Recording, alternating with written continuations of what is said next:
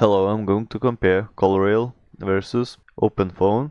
Which one is better? So CallRail is a robust platform specializing in call tracking and marketing analytics, offering tools like AI-driven lead conversion, personalized call routing, and integration with over 700 marketing tools. OpenPhone, a modern business phone system designed for startup and small teams, providing features such as dedicated phone numbers, seamless calling, efficient SMS messaging, and integrations with tools like Zapier, HubSpot, and Salesforce. Pricing: CallRail offers plans starting at $45 per month for basic call tracking, with advanced plans like call tracking complete at $135 per month. Discounts are available for annual billing. OpenPhone provides a starter plan at $19 user per month and a business plan at $33 per user per month. Annual billing offers significant discounts and a 7-day free trial is available. So in conclusion, choose CallRail if your business requires advanced call tracking and marketing analytics to optimize advertising campaigns